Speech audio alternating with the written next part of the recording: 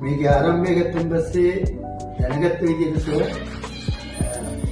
ඉතර ඉබේ පොළවේ තියලා ස්ටර්ට් එකටුවක් ගැනීම තමයි මූලික ආරම්භය. ස්ටර්ට් පොඩි දෙයක්. ප්‍රතිකාර ගන්න උසුවර වලකට යන්න කියලා. ඒක විදිහට ඇතුළත තියෙන මේකෙන් කතාවක් මම ප්‍රකාශ කළේ. ඉතින් ඒ අනුව ඒ උපදේශ අනුව කටයුතු කළා. අවසාන භාග වෙනකොට තීරණ ගත්ත ඒ රෝහල තුලදී මම රෝහලේ නම කියන්න කැමති නැහැ. මෙයාගේ තියෙන තත්ත්වය හොඳ නැහැ. සම්පූර්ණයෙන් මේ නරක වීමේ තත්ත්වයක් තියෙන්නේ. කකුල පිටින් මේ මාපට ගිල්ල ඉවත් කරන්න වෙනවා කියලා කිව්වා. මම කැමතිුනේ නැහැ. මෙයාගේ හිටියේ මෙයාගේ අම්මා සාදු සම්පන්න හිටියේ. මම අම්මට කතා කරලා මෙන්න මෙහෙම දෙයක් තියෙනවා මොකද කරන්නේ මම කිසිසේත් බෑ ඒක ඉඳ දෙන්න වහාම මේ එතනින් අපි ඉවත් කරගන්න මම මේ දන්න කියන වෛද්‍යතුමෙක් ඉන්නවා මට විශේෂයෙන් මතක් කරනවා අපේ නිහාල් මන්ත්‍රීතුමා ගින්තොට එතකොට එතුමාට මම කතා කරාම එතුමා කිව්වා මෙන්න අසවල්තන්ට එක්ක යන්න විස්ම කර්මෙක් තමයි කියන කතාව කිව්වා වෛද්‍යතුමා මෙතන ඉන්නවා ඒකට මම විපරම් කරලා බැලුවා.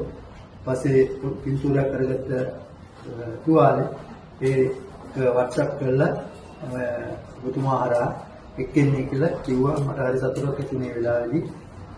මම ඉතින් එක්කාපේක ප්‍රතිඵලය ඉතාම සාර්ථකයි. ඔබතුමාට ඇත්තටම කොහොමද මම ඒ පිළිබඳ ඇගීමකට ලක් කරන්නද කියන එක පිළිබඳව මගේ ශබ්දකෝෂේ වචන මදි.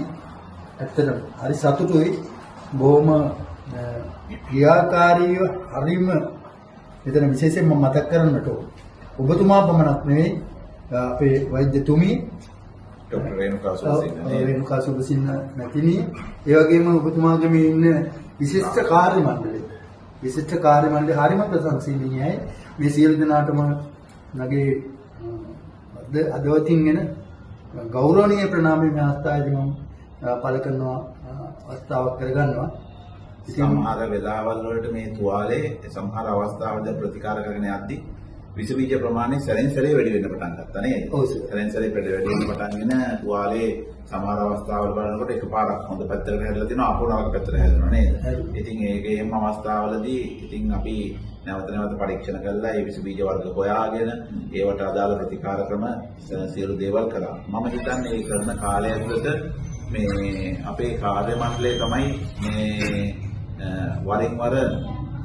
තමයි වරින් වර මේ ඔබතුමාගේ හිත හදලා මේ ඇත්තටම කිව්වේ කාර්ය මණ්ඩලය ප්‍රශංසනීය කියලා කිව්ව මම ඒකයි අති විශිෂ්ටයි ඇත්තටම මේ ඉන්න කාර්ය මණ්ඩලය හැම වෙලාවම කිව්වා දැන් සමහර වෙලාවට ඉතින් මේ ඇඳට ආවට පස්සේ බේත් ටික දාන්න ආවට පස්සේදී තාත්ති ඉන්නවද කියලා නෙමෙයි අහන්නේ ඇහුවේ එහෙම නේද ඉතින් එතකොට මට ඇවිල්ලා කියනවා මෙහෙම කියන කතන්දරය ඇවිල්ලා කියනවා.